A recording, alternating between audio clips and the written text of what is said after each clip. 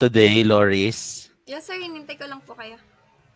Yeah, thank you, Nak. Okay po.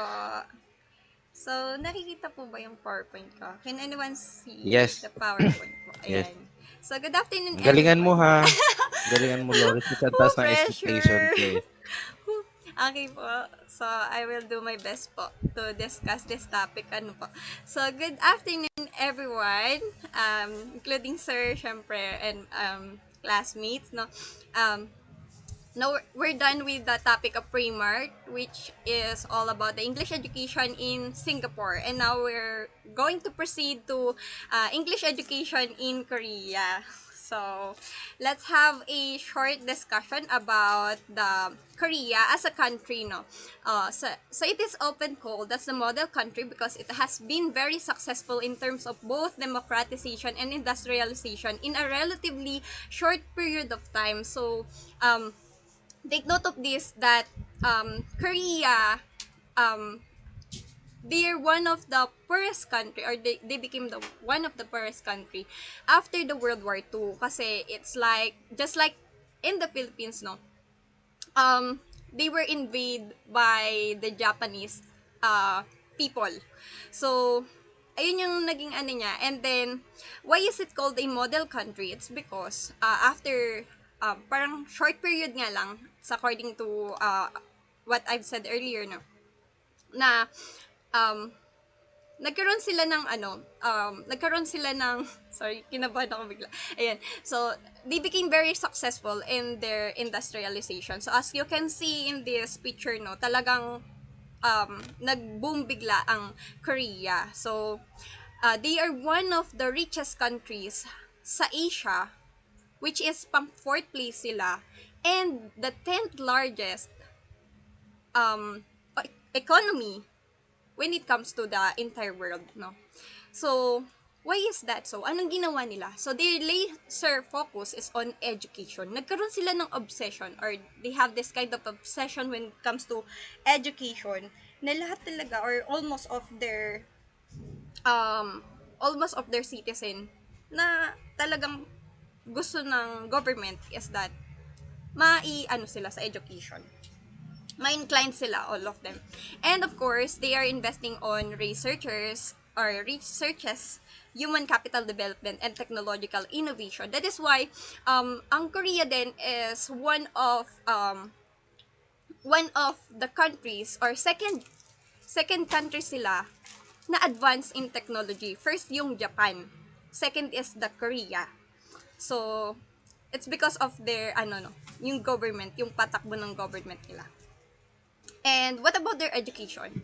So, Korea is the most educated society in the world according to WENR 2018, and it has the highest percentage in the entire world. So 70% kasi to be specific ang nakatapos beyond the high school around the age of 24 to 35. So napakalaki, 'di ba? And has a top quality school system. So because they are focusing on the innovation, science and technology, like what I've said, yung mga researchers, iyan yung mga nila, kaya sila top quality. And then consistently ranks among the best performing countries in the OECD's PISA. And remember what Sir Jasper said before, no? But by the age of 15, yung mga yung kasi to Program for International Student Assessment, yung PISA, na by the age of 15, magte-take ng assessment yung students, no? And that may measure dito yung ability nila when it comes to mathematics and science and technology and other skills, no? And yun nga, consistently nag-rank sila na best performing country pagdating sa PISA. So, ganun yung kagaling yung kanilang country when it comes to education. So, meron silang track na sinusunod and this is the called as the single track, which is the 6334. And the importance of the single track in Korean education is that it maintains the single ladder system. So when we talk about the single ladder system, no, imagine lang yung isang single ladder, single. Tapos ang mangyayari when you mag-step ka doon or aakyat ka, 'di ba? You have no choice but to reach the top. And that is the technique, I think, of the Korean education when it comes to their system of schooling, and in order to ensure that every citizen can receive primary, secondary, and tertiary education. And of course, yung kanilang government, they are helping, no, na magkaroon ng free education pag hanggang high school, no. And that is why yung 6 to 16 years old are required sa kanila pagka parang pag nag 6 years old ka, you have no choice. This is a compulsory. Papasok ka ng school. Kailangan mong mag-take ng education. So, yun sa kanila. And even the private, no, the government is also, or their government is also funding the private schools also. Pero mas malaki lang yung sa public, no, compare sa private. And what is this single track 6334 denotes, no? It is the 6 years in elementary school, 3 years in middle school, and 3 years in high school. And of course, yung 4 years of college or university. So, yun siya, yung dapat matapos ng isang citizen nila. And what is the curriculum in Korea? So, yung primary curriculum is the moral education, just like, 'di ba, yung most of the curriculum na ano, hindi nawawala yung moral education. And just like yung Japan, 'di ba, kung makikita natin, yung moral nila and yung 'di ba yung pagbabaw nila, yung tanda ng kanilang respect, no, sa mga ano nila ay andun din, halos the same sila ng Korea. So, Korean language, of course, yan, dinidevelop. And social studies, mathematics, science, physical education, music, fine arts, and practical arts. So, that is their primary curriculum. But what about the English language? So, it is not included in their primary curriculum. But let's talk about it now. So the English language education system, it has always been criticized as a high cost, low outcome enterprise according to W. Lee 2010. So why is that so? Bakit mababa? Yan, according to the report of the Ministry of Education, yung kanilang government kasi are funding nga, 'di ba? Yung huge amount of money pagdating sa kanilang education, and of course, sa English language mas mataas yung kanilang funding when it comes to English language education. But yung nakakalungkot, yung achievement on this area, or the outcome, yung expected outcome sa mga students or the learners are turned out to be very low, 'di ba? So, what seems to be the problem with this, no? And ayan. So, according to Korean Herald 2010, yung approach kasi nila is the teacher-centered or content-centered. So, when we talk about this one, di ba, before tayo na pag-aralan na natin, or we have learned this kind of approach, no, that the teacher, when we talk about the teacher-centered or the content-centered, the teacher is also just giving information to the students without having interaction, di ba? Parang bigay lang sila ng bigay. Ito lang yung kailangan nilang tapusin na content. Parang yung teacher is that focusing on their content na kailangan mayari by the end of the term or by the end of their school year. Pero without even thinking na kung kailangan ba, ano ba talaga yung needs ng students, ano ba talaga yung kailangang maiano sa kanila, ma-cultivate sa kanila as a learner, no? And then learners focusing or only focuses on the technical skills. So, focus lang. Ayan, on technical skills. So, yung grammar nila, and yung subject-verb agreement, and other technical skills, the reading, and hindi sila when it comes to speaking, only yung ano lang nila, reading, writing, yan, yung mga technical. And then, learning is passive, not active. Just like what I've said, yung approach nga nila, is that because, yan nga, teacher-centered or content-centered, that is why it is passive and not active. So, low supply of foreign teachers. So, they have this kind of, program, which is the EPIC. EPIC means English, program in Korea. So, ano nga ba yung EPIC na to? EPIC, parang they are hiring foreign teachers or English native teachers from the other country, yan nga. So, mga native speaking sila. And then, hinahire nila yon. So, nagkaroon ng low supply. And then, yung mga nahahire nila, parang kung hindi mga teachers, yung mga fresh graduates ng teachers, yung kumbaga, lack of experience pa. That is why, isa yun sa naging factor. So, learners study to get high score in exams. So, learners are nakakalungkot kasi nag-study lang sila just to get high score pagdating sa exam and not to really apply it in their lives. No, siguro dahil nga lack of ano din sa bahay, hindi naman sila gumagamit ng English language, no. And then, lastly is that English grammar is different with Korean grammar. So, pagdating sa nila, for an example to this is that instead of saying, I don't want any cheese on my sandwich, ang sasabihin nila, I no want no cheese in sandwich. And of course, no, kung nagkaroon na kayo ng kausap na mga Korean people, no, pag kinausap natin sila using the English grammar, hindi nila, they are not capable of comprehending that kind of grammar. Kasi meron silang sarili or may level lang nung grammar na maintindihan nila. So, kailangan, kumbaga, we're using Baroque, diba? Baroque English. So, minsan ang hirap nun eh. Ayan. So, yun yung ano sa kanila, English language. And the problem, no? According to Korean Herald. So, I have this graphic dito, which is two British teachers or native speakers ng English language.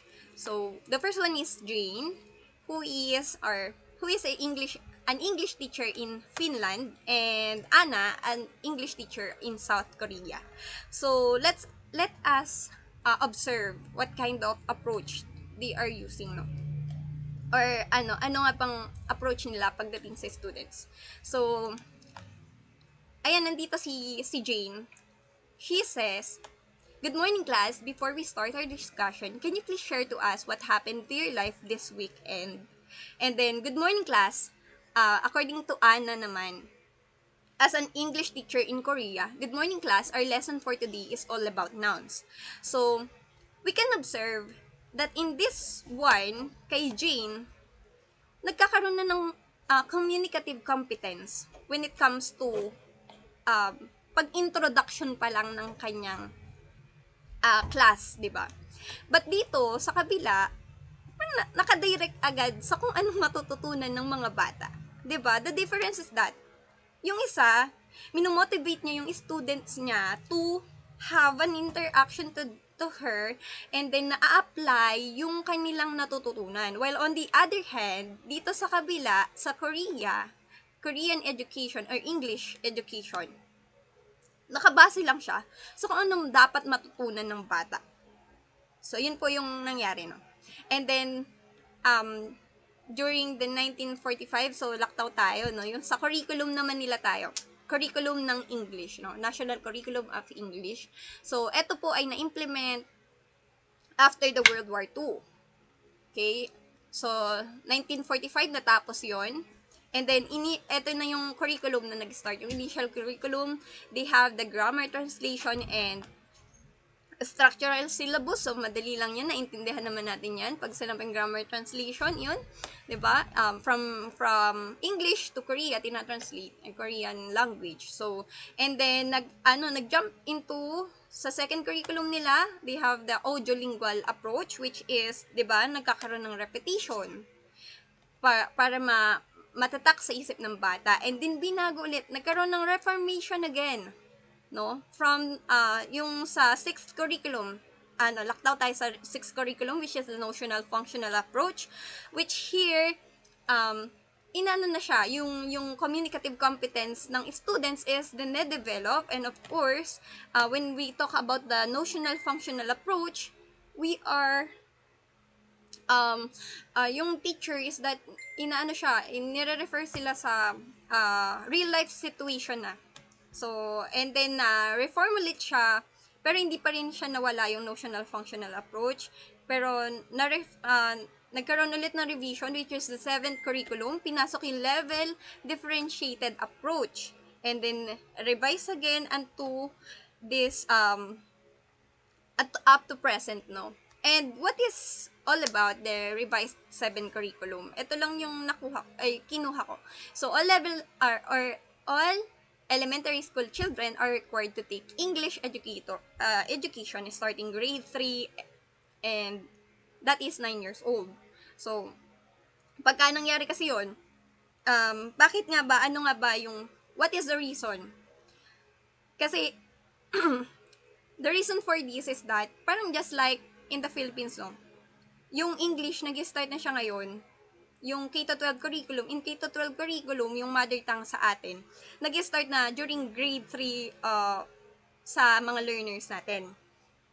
And yung reason naman dito ng ano is that, ayun nga, ma-focus din yung kanilang Korean language.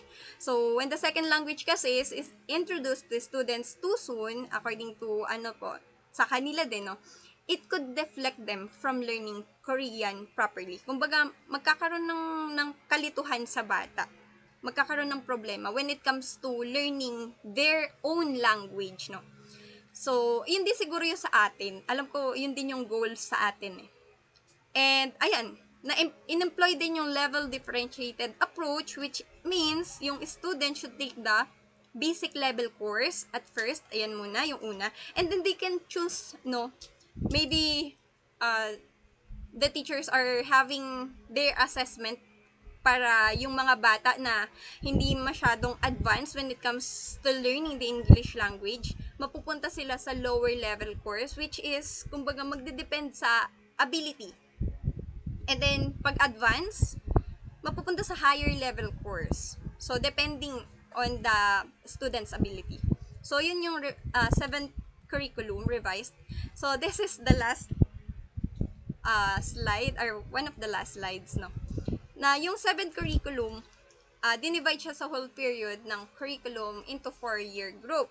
So, as we can see, no, habang napopromote yung learners from grade 3 to grade 4, the more yung hours na tinitake nila in the English course or yung English language education. From 136 hours to 204 hours and 340 hours to 255 to 425 hours to from grade 10 to 12, no? So, that is equivalent to 3 to 5 hours a week. So, yun na yung sa high school. Eh, sa atin, di ba, parang every school year, dito, 5 hours a week pagdating sa English, no? So, ayan. So, this is the last one na iiwan ko. Iwan agad. So, English is always proportional to one's wealth. According to Choi 2021, this is the title of his article, no? And this is the latest. So, why is that so? Bakit nga ba sinama ko to, no? I want you to, ano kasi, na nagkakaroon na ng English craze pagdating sa pag-aaral ng English sa Korea. And, ang ano nila is that, sa Korea kasi, when we talk about the education in Korea, 'di ba? As we can observe sa mga Korean dramas, parang they are really proud to their children kapag nakakatapos sila. And in Korea, ayan, in Korean society, no, the more money you have, the more educated you can be. And, 'di ba, sa kanila, they are, kumbaga, may mga bata na, 'di ba, nakaban kasi sa kanila during 2018 na bawal nang magturo ng English education pagdating sa primary kahit private pa yan. So, ang ginagawa, yung bata is when you want your children as Korean citizen na mag-learn or matuto ng English language, pinapadala sila sa ibang bansa. And syempre, kinakailangan ng malaking halaga for them to learn the English language. So, ganun sila ka-competitive, no, ang mga Korean people. So, ang ano dito, ayun nga, yung sabi nga, the more money you have, the more educated you can be. And, as we can see, kapag magaling pala, sa kanila, pag magaling kang mag-English, kaya ito yung ano kaya ito yung pinaka-line, no? English is always proportional to one's wealth. Kumbaga, equal sila. Parang ganun. And then, ayan nga, yung English, pag magaling ka mag-English, Korean ka, ibig sabihin, mas malaki din yung ininvest mo na pera for you to learn the English language. So, 'di ba? Parang ayun yung nagiging craze sa kanila. And then, so, pero etong ano daw na to, this system or this thinking of the Korean people must stop daw. Kasi 'di ba, may iba kasi na syempre, the more na mas naano sila sa English, ay parang iniisip din nila na yung economy nila ay tataas din. Parang ganon. Or yung wealth nila tumataas. The more na marami kang alam sa English or you know how to speak the English language. But in Japan, one of the example na hindi English language ang magbabatak sa'yo pataas. But then, sabi kasi, that Japan is the second largest economy in the world, yet their people do not speak English well. Hindi naman, di ba? So, meaning, yung mindset nito ng mga Korean people is that speaking English does not affect economic growth or someone's wealth. No, siguro dito gusto lang nilang na talagang may wealth sila. And remember, this is parang kumbaga naging culture na sa kanila ito. And yun, remember we are talking about the Korean people here. And that's all for my presentation. I hope na meron po kayong natutunan. And as my references, ito po siya. And thank you so much po for listening. Wow, that was a lovely presentation. Thank you so much, Loris. No, so can we give Loris a big hand for that presentation? Palakpakan naman natin si Loris. Yan. Saan na yung mga kaklase mo? Okay. Yes, as you can see, no, in Korea, you have seen there how much they've grown, no, in terms of their education system and also the shifts that they did. However, no, there were also some things that they still need to improve, as mentioned a while ago. That despite the economic growth, no, and despite all the things that they have been achieving for the past, decades, no, or years, they remain low in terms of their proficiency in the English language. No, papansin natin no, parang low pa rin yung proficiency nila. And I remember no, I used to have a Korean classmate who studied here in the Philippines. Sabi niya, right, because in Korea, no, the education that they have there is really very expensive. No, sabi nga ni Loris kanina, 'di ba? The richer you are or the more wealth you have, the more educated you can be. Tama, Loris?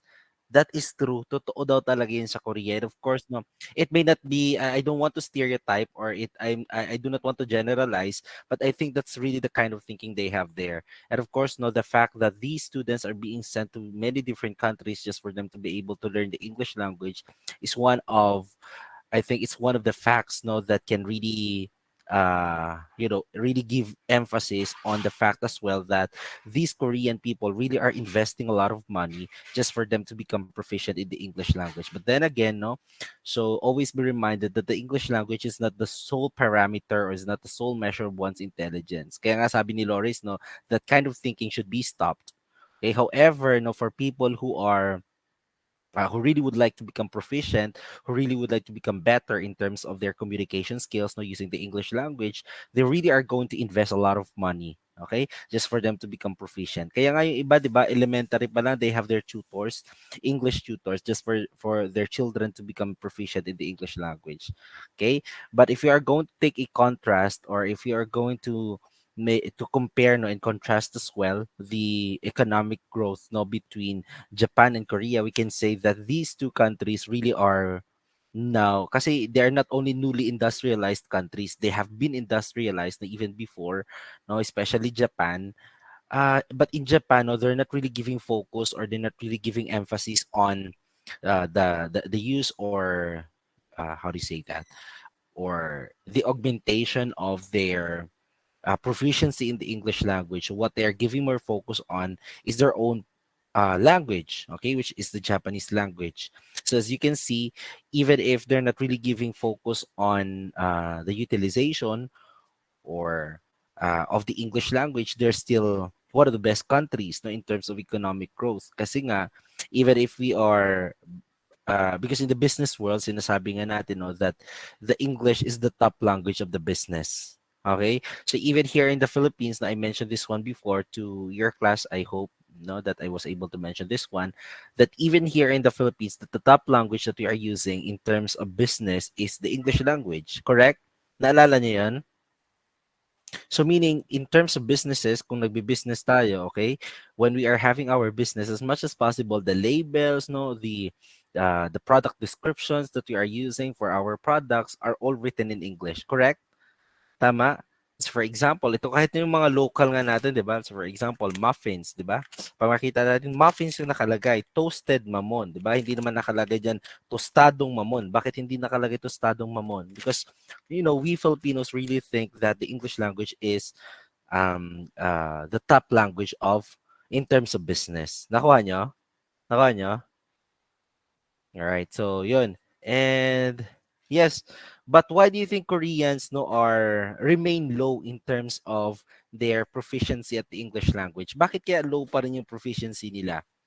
Right? So I think Loris was able to mention this one as well, that the kind of teaching strategy and methods that they're using there are still content based. So meaning teacher-centered pa rin sila. Nakuha niya na? And also with the example given a while ago, sabi nila, okay, there are two types, no, or there are two ways, no, of discussing this. For example, nouns, di ba? Pag sinabi nating nouns, no, in a teacher-centered classroom, sasabihin na, all right, today we're going to talk about nouns. Tama? Ganun lang. And then give, okay, supply, okay, all the information to the students. And that's it, no? And there is a very minimal interaction with the students. The fact that there is a minimal interaction with the students also a fact that there could be no learning at all, okay? Or there could be learning, but it's going to be very minimal as well, okay? Because there is no interaction. You could only say or you could only assess that there is learning if you see that the students also are interacting. Okay, because with interaction, you would know right away whether the students are learning or not. Okay? Sige. Anyway, we still have another presenter, no? Luella, are you ready? But anyway, Loris, no, I would like to commend you for your presentation. All right? It was an impressive one. Okay? Thank you. Luella, it was very Yes po. comprehensive actually. Sige, Ella, go ahead please. Okay po, wait lang po.